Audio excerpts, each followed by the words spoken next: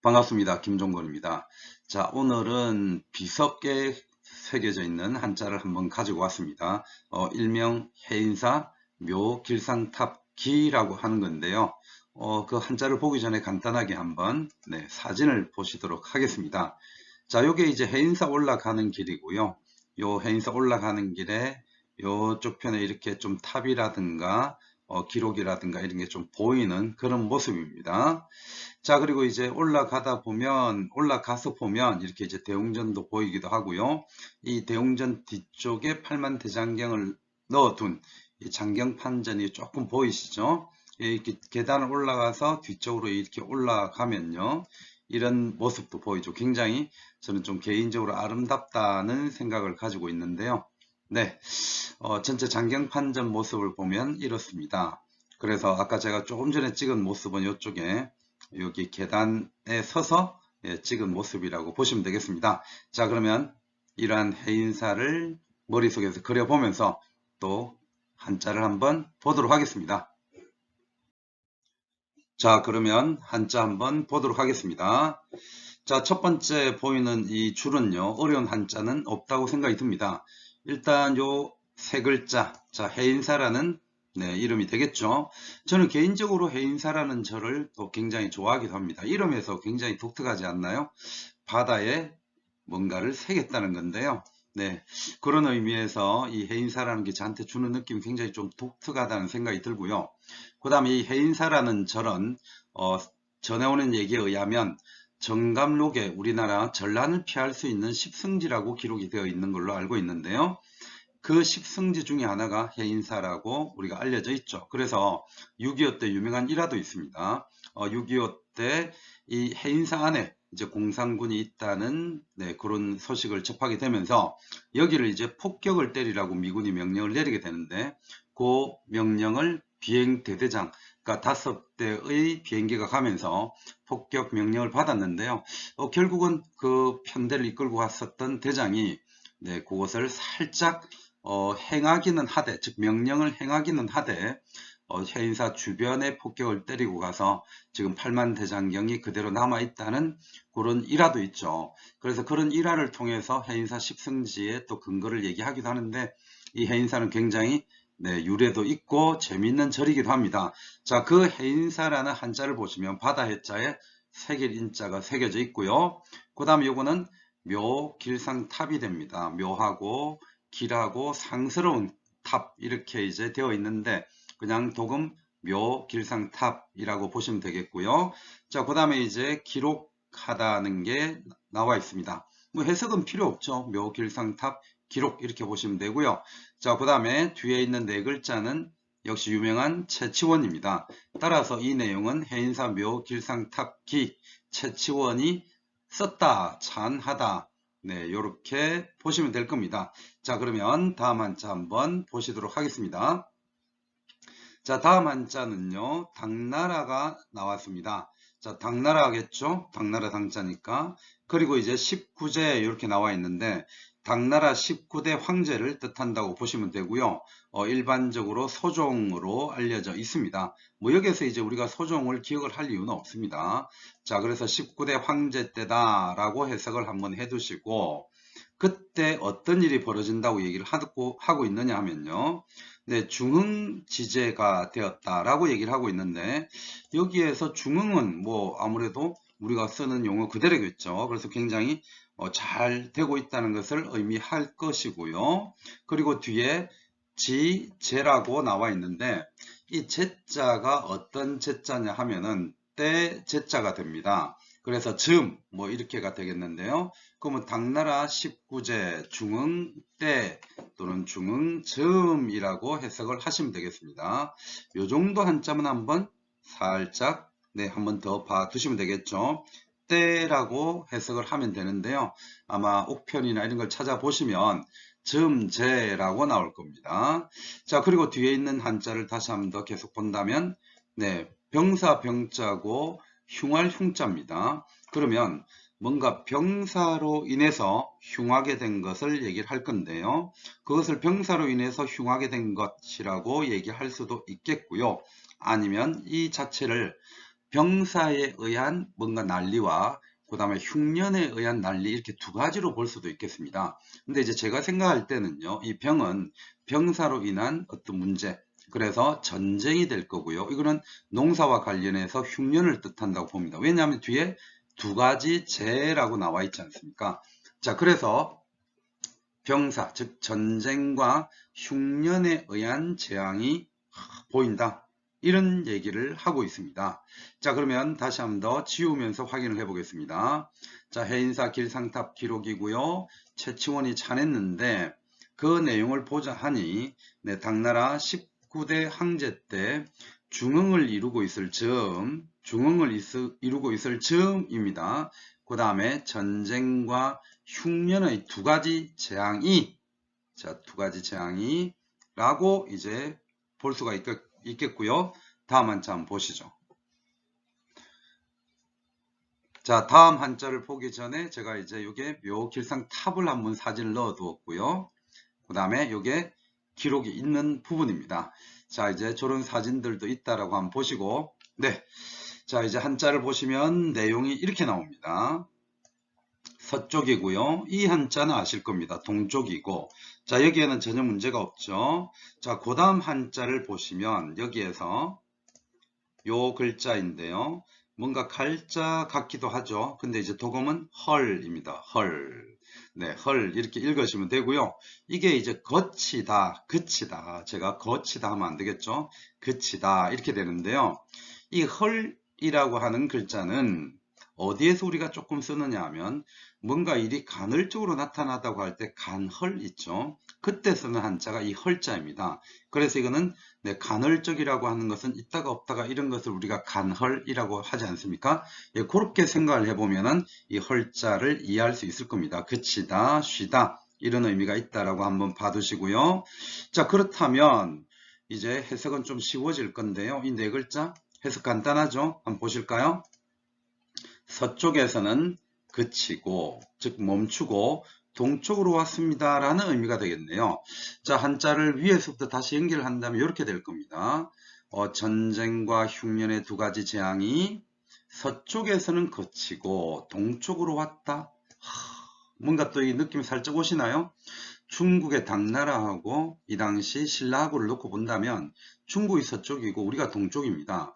근데 당나라 19대 황자 소종 때요. 당나라가 중흥을 이루고 있을 즈음에 네, 병난과 그 다음에 네, 농사가 안 되는 것, 이 흉년이라고 하는 두 가지 재앙이 서쪽에서 멈췄다. 즉 중국은 이제 그런 것이 그쳤는데 그게 우리나라 동쪽으로 왔다. 우리나라로 왔다. 이런 의미가 되겠죠.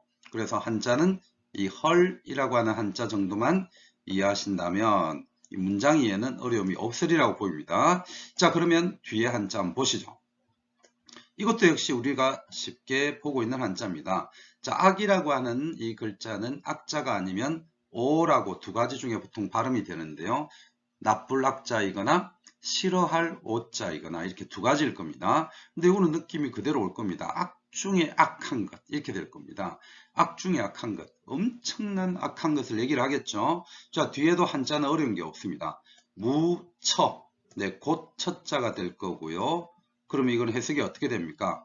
없는 곳이 없다. 부정의 부정은 강한 긍정을 의미합니다. 자, 그래서 이 세 줄을 어느 정도 우리가 해석을 할 수가 있겠는데요. 약간 한자상에서는 조금은 새롭게 본다고 볼 수 있는 게 여기에서 그치다의 헐이라고 하는 글자 정도일 거고요. 그 다음에 즈음제라고 하는 거, 이 제자도 이제 이렇게 네, 보시면 되겠습니다.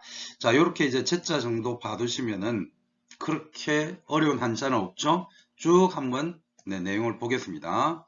지금 이제 위에서부터요. 해인사 묘길상탑기, 해인사 묘길상탑기, 그리고 최치원이 찬했고요.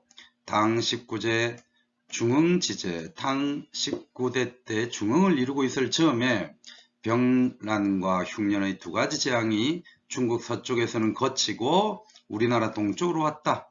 그래서 악 중에 악한 것이 없는 곳이 없더라. 뭔가 굉장히 현재 신라의 상황이 안 좋다는 것을 얘기하고 싶어하는 그런 글입니다. 네, 다음 한자 보도록 하겠습니다. 자, 한번 이어서 보도록 하겠습니다. 여기에는 한자가 조금 낯선 것들이 있을 겁니다. 자, 요거는 이제 우리가 아자인데요. 사람들이 굶주린 상태를 우리가 기아라고 부르죠. 그래서 이 아자는요, 굶주릴 아자입니다. 그리고 뒤에 있는 것은 도금이 이제 두 가지인데요.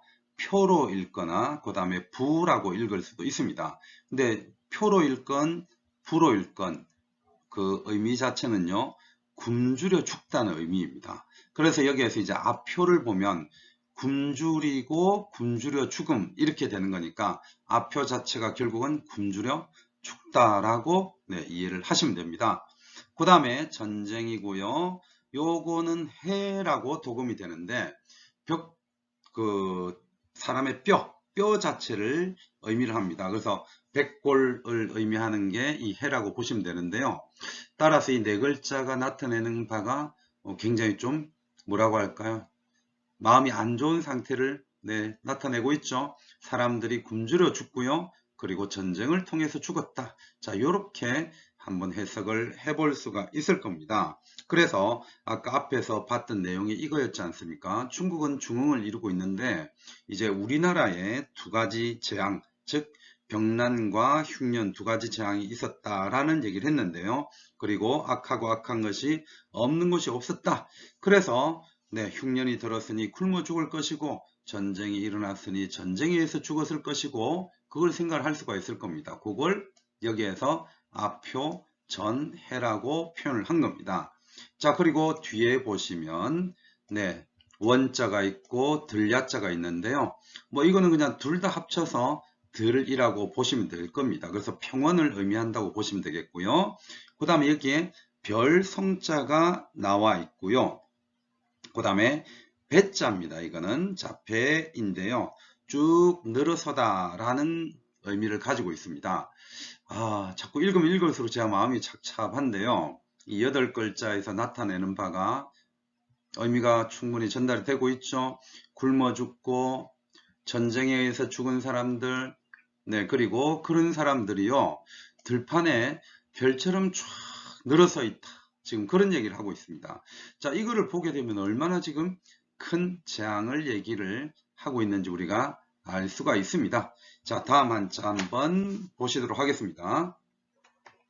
자, 다음 한자를 보면은 이제 여기에서도 조금 독특한 한자가 나오는데요. 이게 이제 월이라는 한자입니다. 자, 월이라는 한자는 뭐 이제 생각하다 뭐 이런 뜻도 있는데요. 사실은 생각하다라는 뜻은 잘 쓰이진 않고요. 그 다음에 중국에서 뭐 나라 이름으로서 월이라고 표현하기도 하고요.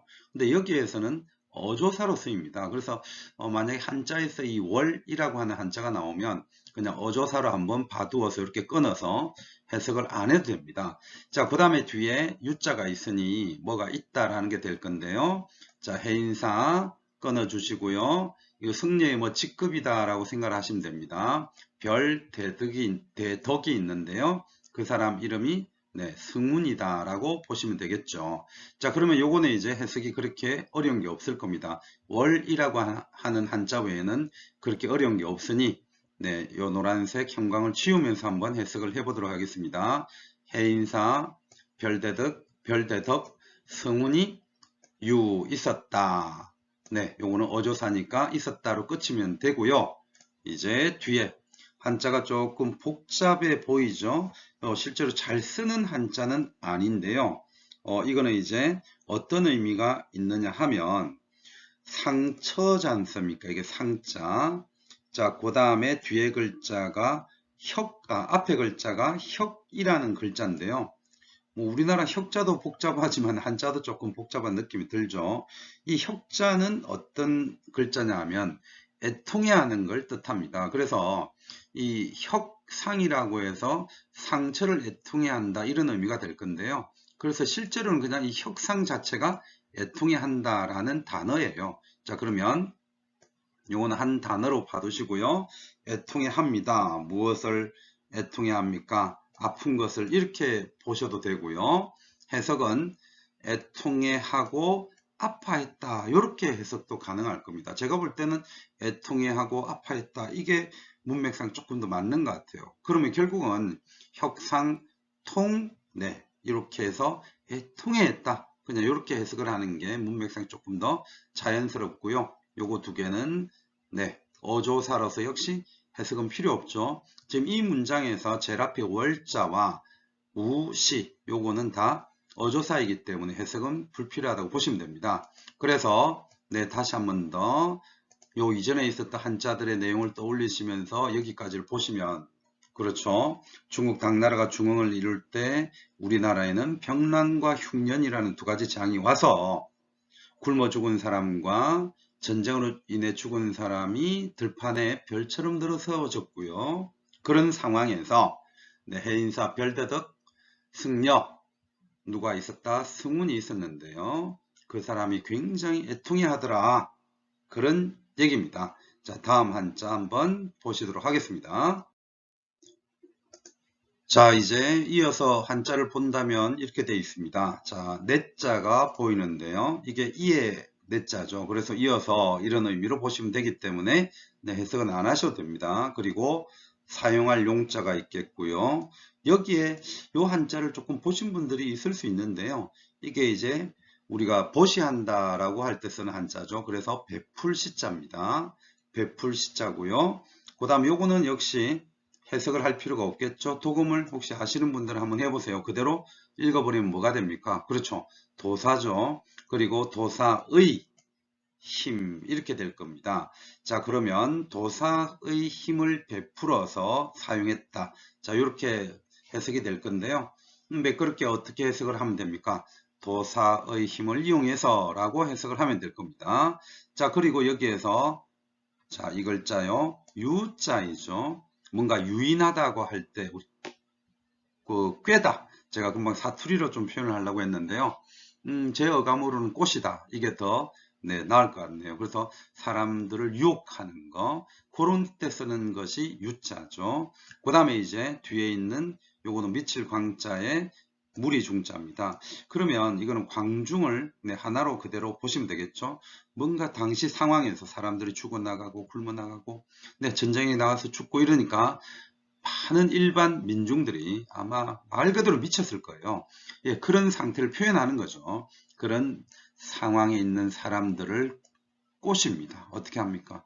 네, 유혹하고 뭔가 네, 제가 표현하기가 참 이게 마음이 좀 깝깝한데요. 네, 어떤 건지 아시겠죠? 그들의 미친 마음을 네, 꼬시는 거죠. 꿰는 거죠. 자, 그러면 지우면서 부드럽게 한번 해석을 해보도록 하겠습니다.